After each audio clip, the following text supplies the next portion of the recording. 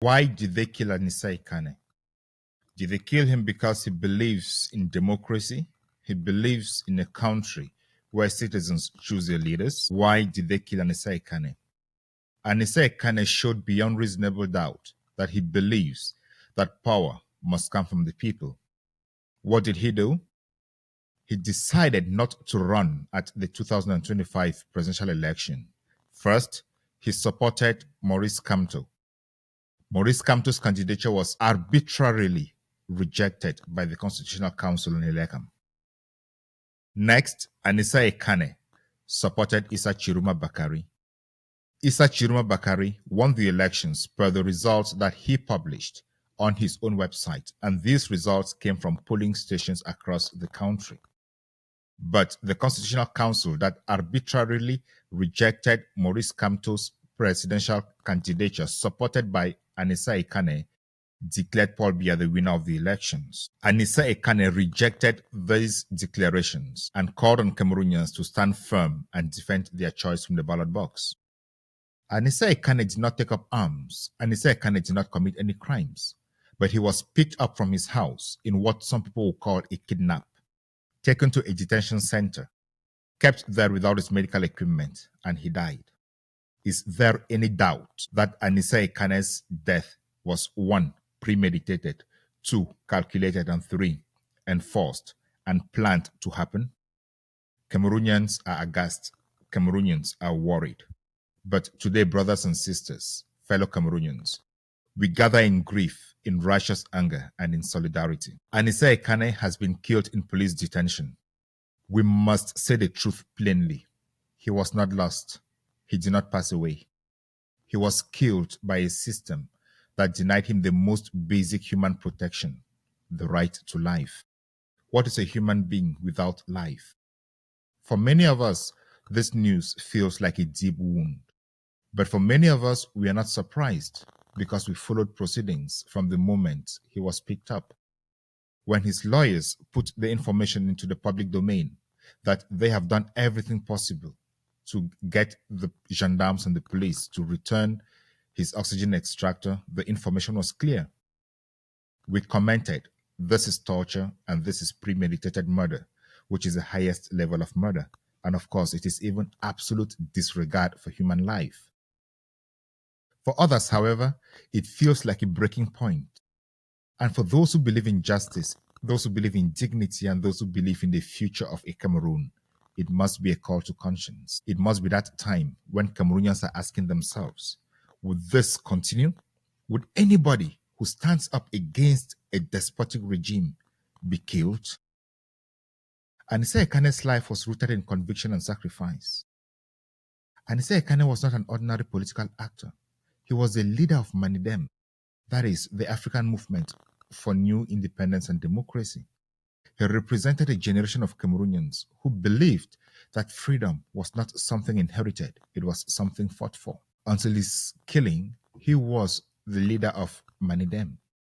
Despite the fact that Atanganji and others pirated the website of the Ministry of Territorial Administration and took off his name, he still remained the legitimate leader of that political party. No matter what is done, the truth cannot be hidden. Anicet Ekane's leadership was visible for everyone to see.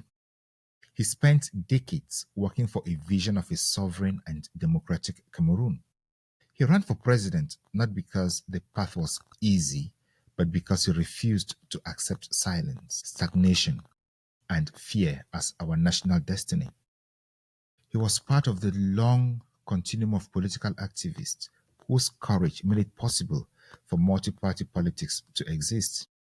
For those of you who don't know, Anicet Ekane, alongside John Frundi, Jokam Chameni, Lapiro Mbanga, Barrister Yondo Black, and a whole host of others were responsible for the democratic and multi-party restoration in Cameroon in the early 90s. He served a prison term, but after that he did not lose focus.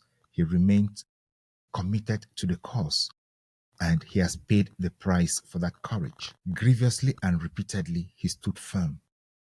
He had been taken before. He had been sent to prison. He had been tortured. He had been beaten. He had been humiliated. But he never abandoned the belief that Cameroon could rise above the oppression that has weighed it down for decades.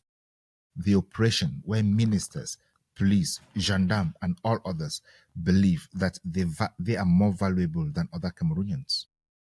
But finally, this is what happened. And we must name it without hesitation. We must call it as it is. We must not use euphemisms. We must not pretend that we are being too brutal for calling it as it is. When he was taken up again this October, during the tense post-electoral moment, his health was already fragile. Everyone knew it. His lawyers knew it. His party knew it. His family knew it. Onlookers knew it. Even the authorities that took him, the regime members that took him, knew it. From the first hours of his detention, wherever he was, his lawyers made repeated urgent requests for him to be given his oxygen extractor. His oxygen extractor is a medical device dependent on to breathe. This was not a luxury. It was not comfort. It was his life support. His life depended on the oxygen extractor. The right to life depends on the ability to breathe in and out. But the gendarme, the army, the police, the Minister of Territorial Administration refused to give him his oxygen extractor. How did they expect him to live? This man was sick and they knew it. His lawyers filed request upon request. They called. They insisted in person. They went there to remind the gendarmes that they were killing this man. But they wouldn't listen. They would go to the gendarme's office. The gendarme won't receive them. The governor stayed quiet. The Minister of Territorial Administration stayed quiet. And again, the gendarmes refused. They confiscated the machine and refused every plea to return it.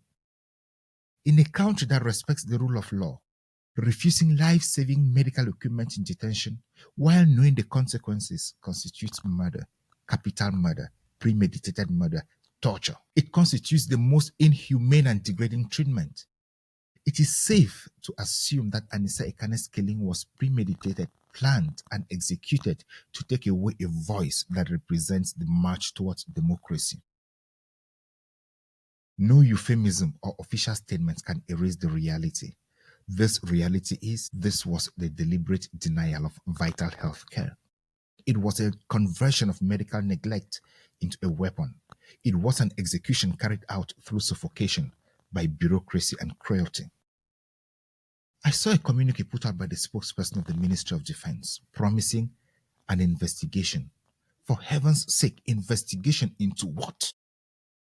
This information has been in the public domain for at least 2 weeks, when it was evident that the gendarmes, the military, the police, the Ministry of Territorial Administration were planning this man's death, were planning to kill this man, were working hard for this man to die. What are they investigating? What happened to him is a stain on the conscience of Cameroon, if at all those who hold power today believe in consciences. They held him at the State Defense Secretariat, one of the most feared sites of detention in the country. Why is it feared? Because it has been transformed into a torture center. A center where you go to be tortured, to be beaten, to be harassed. Can you imagine Anicet Ekane being in such a condition? His health collapsed. His lawyers raised alarm after alarm, publicly, repeatedly, desperately, individually, directly. But these people of the regime still cared not. Not a single action was taken. Not a hospital transfer was done. No emergency response. No humanity. And so they killed him in custody. They had legal, administrative authority over him, and they had the obligation to protect his life. International law says so, domestic laws say so. He was killed by a system that sees political opponents not as citizens, but as enemies to be broken, to be beaten, to be killed. But we are not here only to mourn. We are here to defend the meaning of his life. Anicet Ekane was a man who refused to accept fear as the price of citizenship. He resisted the normalization of repression. He fought for a future where Cameroonians would no longer be forced to choose between silence and survival. His killing must not become another item on a long list of tragedies. His death must unite us. His death must awaken us. His death must demand from us a sense of collective responsibility. Because in killing him, the regime revealed once again that what it fears most. Not violence, not anger, but ideas. Ideas about justice, about sovereignty, about genuine democracy. This is what Anicet Ekane incarnated in the last years of his life. He stood firm. He stood with Kamto. He stood with Chiroma. He stood with Abba Oyono. He stood with Moise Timchuen. He stood with everybody who wanted justice. Let us be clear about what justice requires. We must demand an immediate, independent, international investigation into the circumstances of his death. This is a clarion message to President Issa Chiroma Bakari. At this moment, call for an international investigation into the circumstances of the killing of Anicet Ekane. Anicet Ekane was killed because he was defending the vote from the ballot box. He was killed because he stood firm.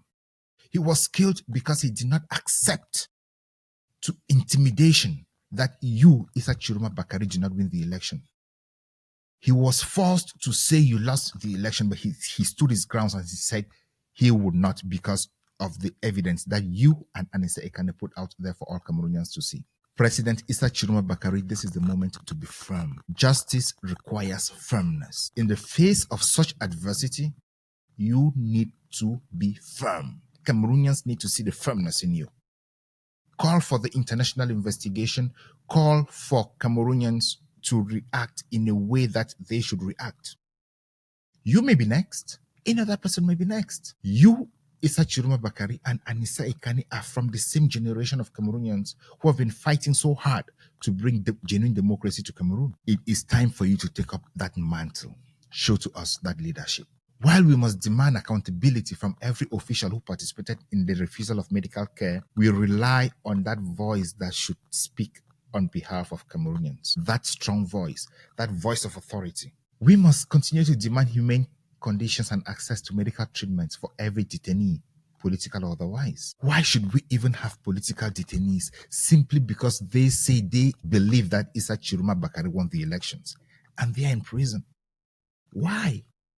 Beyond this moment, we must do everything possible to ensure that Issa Chiroma Bakari lives by his commitment on the transition. The transition he promised to Anicet Ekane, that he was going to rule for 3 to 5 years and then hand over. During that time, he was going to organize a constitution that would bring in democracy into Cameroon. Anicet Ekane's killing at this moment is a design meant to break political dissent, to instill fear, and to suffocate movements for freedom. But with Issa Chiroma Bakari on the other side, there is leadership.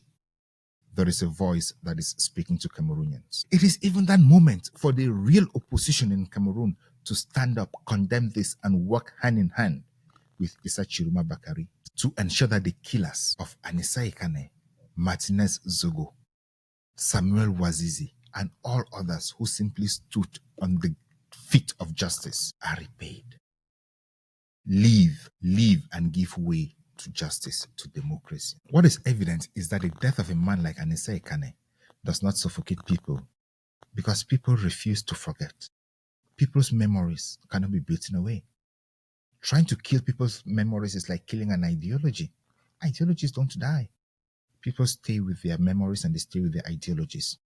And one day, they would always come back to ask for justice. Anicet Ekane's courage now belongs to all of us. His body may have been trapped within the walls of a detention center, but his voice is now everywhere, echoing in our grief, our determination, our demand that Cameroon must not continue down this path. He was killed while he was fighting for a different country, a country where genuine democracy could survive. We must now continue to carry that fight forward. Let his name become a symbol of the resistance to injustice, the resistance that is en march to take Issa Chiroma Bakari to Ituri. Let his story be heard in every household. Let his killing mark a turning point in the national consciences, especially in this material moment when Issa Chiroma Bakari is on his way to Ituri. At this moment, when Issa Chiroma Bakari has called for 3 days of ghost towns. Because if we stay silent, we allow his killers to believe they succeeded. That is what they are looking for. They want Cameroonians to believe that they succeeded. Should Cameroonians allow them to believe that they succeeded? Cameroonians cannot let that be. Anicet Ekane, your struggle continues. Your courage will not be buried. Your vision will not be erased. Your sacrifice will not be forgotten. We mourn you today, we honor you, and we vow that your killing will not be in vain. May your memory strengthen our resolve. May your name live on in a freer Cameroon. May your vision for a new Cameroon come to fruition. Rest in the justice, rest in the democracy you were denied in life. Rest in the courage you gave to us. Rest knowing that Cameroon will carry your torch forward. Thank you.